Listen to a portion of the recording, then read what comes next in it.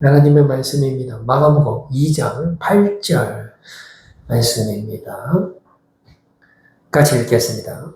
그들이 속으로 이렇게 생각하는 줄을 예수께서 곧 중심에 아시고 이르시되 어찌하여 이것을 마음에 생각하느냐. 아멘. 한 작은 자야 라는 제목 가지고 주님 주시는 은혜의 말씀 나누기를 원합니다. 오늘 키워드는 생각입니다. 생각.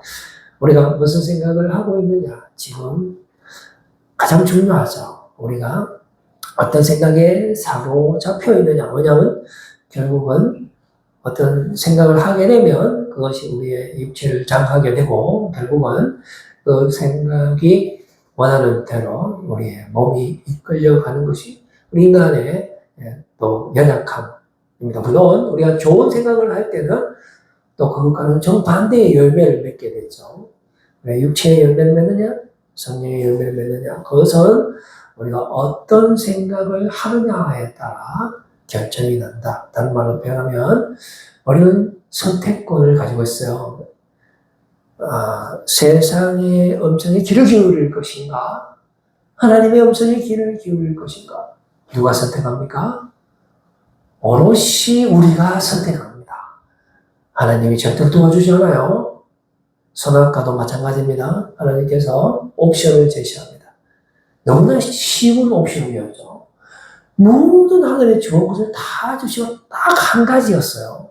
그러나 그것이 하필이면 동산 한가운데 있었다라는 겁니다. 너무나 먹음직스럽고 보암직스러웠어요.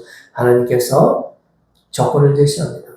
다 먹어도 되는데 이거 하나 먹으면 너는 반드시 죽으리라. 우리는 이해할 수 없지만 차라리 만들지를 말든지 그것도 왜 눈에 잘 보이는 곳에 만드셨을까? 이런 생각을 하는 겁니다. 뱀이 찾아옵니다. 사탄이 찾아옵니다. 이걸 먹으면 이 눈이 밝아져서 하나님보다 더 높아질 거다. 우리는 생각합니다. 맞다. 내가 하나님이 될 수 있다. 그래서 어떻게 합니까? 따먹습니다. 이게 우리의 선택이에요.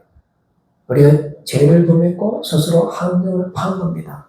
이에 따라서 하나님께서 아담과 하와를 에덴 동산에서 내보내죠. 그리고 인류 역사가 원죄를 품고 시작합니다. 그러나 거기에는 여전히 하나님께서 함께 하시는 복음이 있었죠.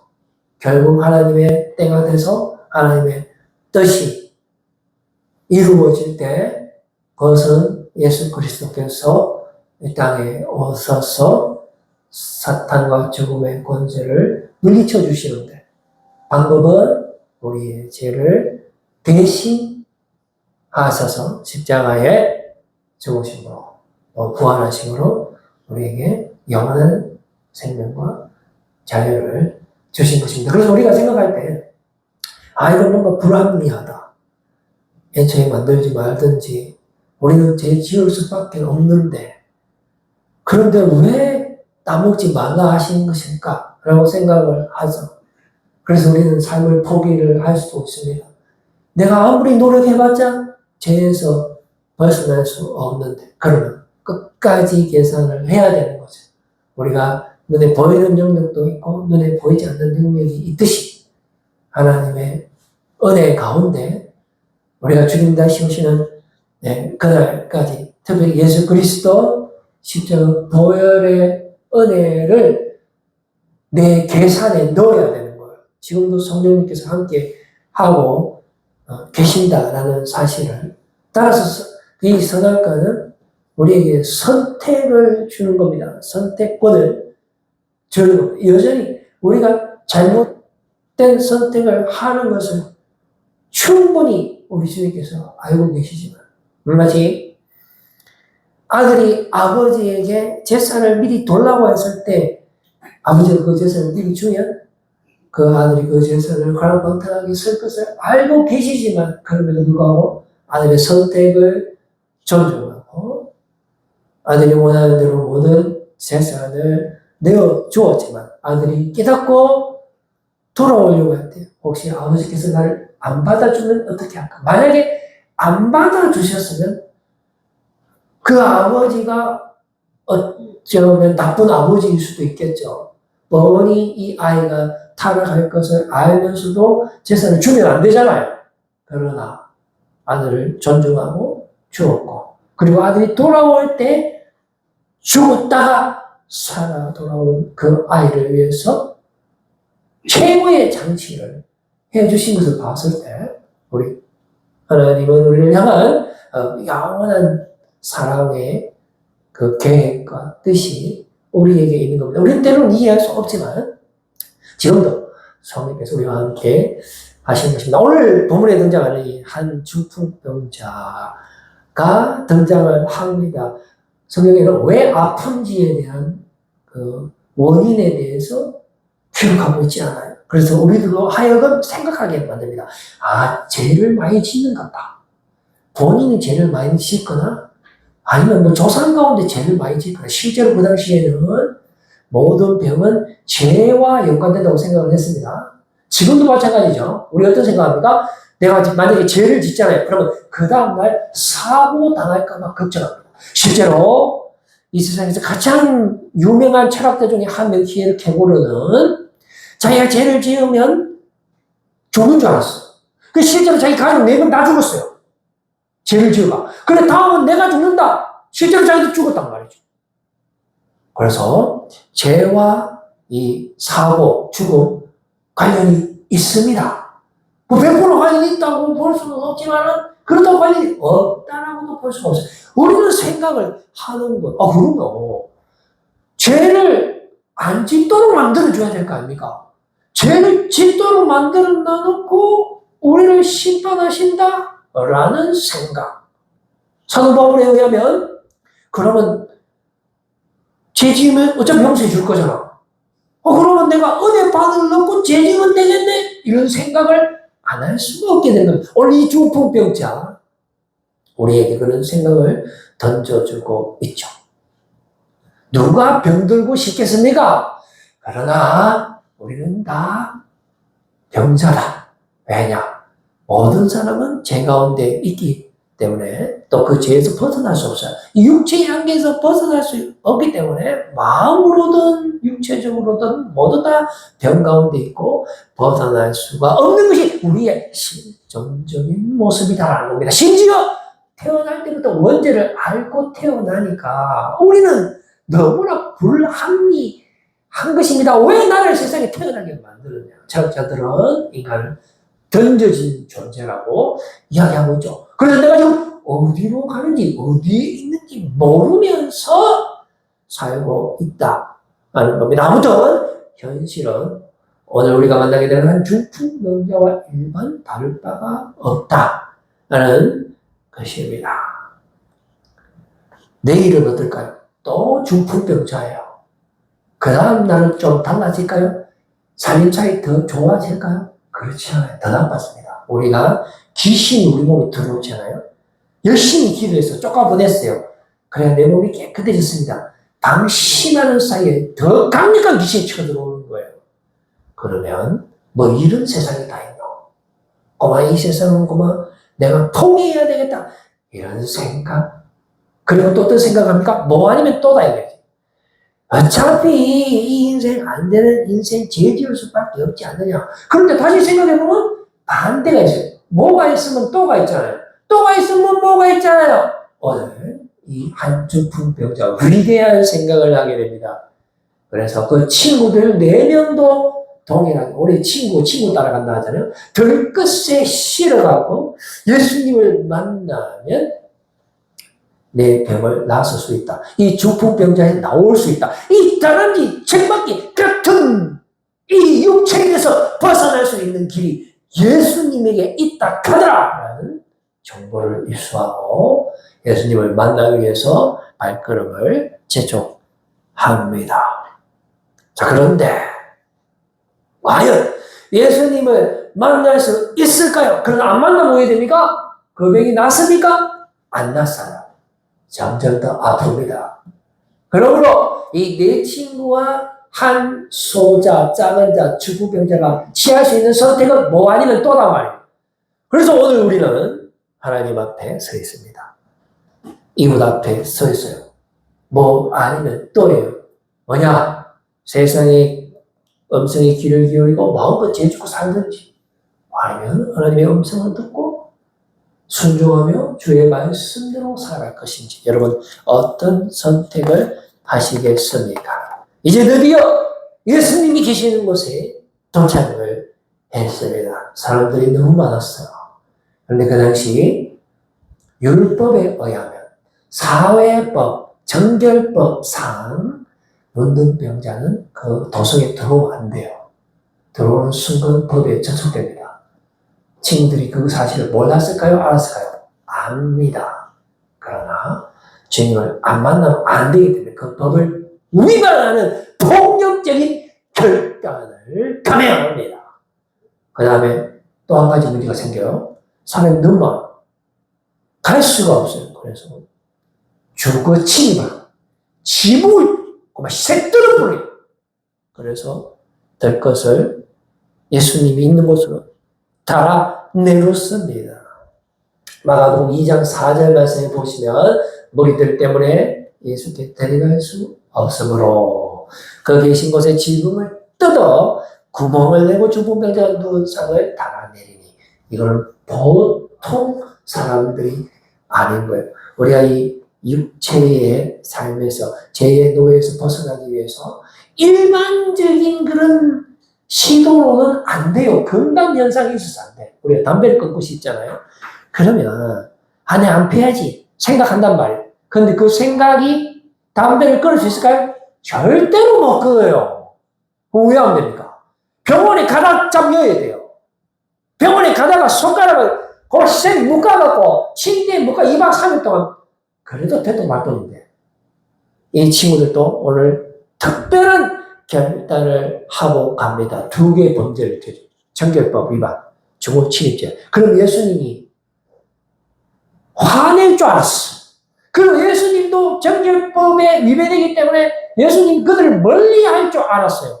아니나 다를까 우리 예수님의 반응이 놀랍습니다. 마가복음 2장 5절 말씀에 보시면 예수께서 이것을 믿음이라고 표현했어요. 저는 믿음의 정의가 바로 이런 것이라 생각합니다. 비록 내가 중풍병자지만, 내가 죄 가운데 있지만 포기하지 않고 예수님을 만난다라면 내가 꿈에 그리던 그것은 영원한 영생의 자리로 나아갈 수 있으리라 라는 생각, 이 행동으로 이어졌고, 드디어 예수님을 만났을 때 예수님이 보상해줘.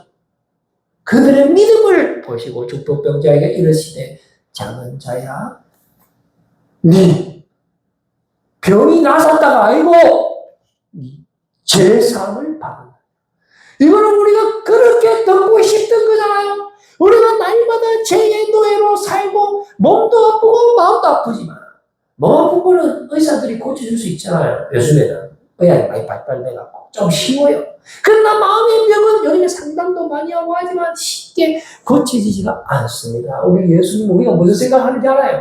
그 친구들이 지금 무엇에 노예된지 알고 계십니다. 네 죄사함을 받았느니라. 사람들은 이러한 예수님의 답변을 꼬투리 잡습니다. 이것은 신성모독인데 이게 말이나 되나? 사람이 어떻게 사람에서 벗어나고, 사람이 어떻게 다시 태어날 수 있노? 사람이 어떻게 죄를 안 지을 수 있노? 이 말이거든요. 그러나 예수님은 참 인간이고 참 신이잖아요. 그러니까 2개 다 할 수 있지. 병도 고치고 마음도 고치고. 한마디로 영육의 온전한 구원자, 우리의 참 구원자 되시는 주님을 이 중풍병자와 4명의 친구들이 만나게 된 것입니다. 마가복음 2장 8절 말씀에 그들이 속으로 이렇게 생각하는 줄을 예수께서 중심에 하시고, 이렇게 생각, 신성모독 같은 소리하고 앉아있네. 네가 하나님이가 말 같은 소리를 해야지 지금 말이야. 야, 중풍병자 내가 이 병원 저 병원 12년 땡기 봤는데 나서는 의사 내가 못 봐서. 근데 뭐? 네가 나서는다고? 게다가 죄를 사한다고? 말도 안 되는 소리다. 이런 생각하고 있잖아, 우리 지금. 여러분, 지금 무슨 생각합니까? 예수님 만나면 내 죄의 문제 해결될 것 같아요? 예수님 만나면 내 병이 나섰을 것 같습니까? 우리는 불신합니다. 왜? 말이 안 되거든. 그런 실체가 있는지 우리는 알 수가 없고 알려고 하지도 않고 우리 모두 다 죄의 노예다라는 겁니다. 예수님이 이제부터 집중 교육 들어갑니다. 얘들아 잘 들어봐. 자, 죄를 사는 것하고 2번 병 고치는 것 얻은 게 쉬운 이 말은 내가 지금 죄를 고치는 것, 죄를 없애는 것도 할 수 있고 병을 고치는 것도 할 수 있다. 말을 바꾸면 해 안에 있는 너의 문제도 내가 답이고 너가 이해할 수 없는 그 죄의 문제 있잖아. 예를 들면 유혹이 당했던 거. 나 정말 착하게 살았는데 사고 당했지. 그랬지? 너 율법대로 산다고 정직하게 산다고 항상 잘 됐어 안 됐어? 안 될 때도 있던데요. 그래 그 문제까지 포함해서 내가 이것도 해결하겠다. 그러면서 모든 사람들이 볼 앞에서 그 죽은 변자에게 일어나 그리고 될 것은 네 손을 쥐라 그리고 그만 집으로 가라 겁붙다는 거죠. 그래서 우리의 이 도로함 타월 같은 인생이 정말 나는 거 완전 끝장을 내버리고 마가복음 2장 10절에서 12절 말씀해 보니까 그러나 인자가 땅에 쓰잖아요.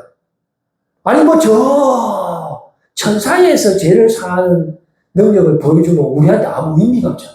그러나 예수님은 바로 이 땅에서 보여주는 거예요. 땅에서 죄를 사하는 권세가 있는 줄을 너희로 알게 하려 하노라 하시고 중보병자에게 말씀하시되 내가 네게 이르노니 일어나 이 상을 가지고 집으로 가라. 게임 끝. 그가 일어나 곧 실시간을 말하는 곧 상을 지가 지팡이로 들어버리고 모든 사람들이 그냥 막 나가버려. 이런 일이 어디 있습니까? 평생에. 봤어요 혹시? 예수님 알 수 있는 거예요. 그래서 우리 예수님은 우리의 온전한 구원자 되는 것입니다. 해 아래에서도 해 위에서도. 내가 지금 답답한 가운데 있나요? 마음이 아픈가요? 총결산을 해. 총무적을 해야 되는데 거기에 핵심 자원이 예수님이에요. 지금 예수님 죽음을 만나주셨잖아요. 지금 예수님 여러분 만나주셨잖아요. 그리고 내 죄를 대속해 주셨잖아요. 그걸 더하라니까요. 더해요. 혹은 지금 당장 내 삶이 나아지는 게 아닌데요. 길고 짧은 건 끝까지 계산해 봐야 된다. 예수님 다시 오시는 그 순간까지 영원히 성령께서 우리 안에 거하신다.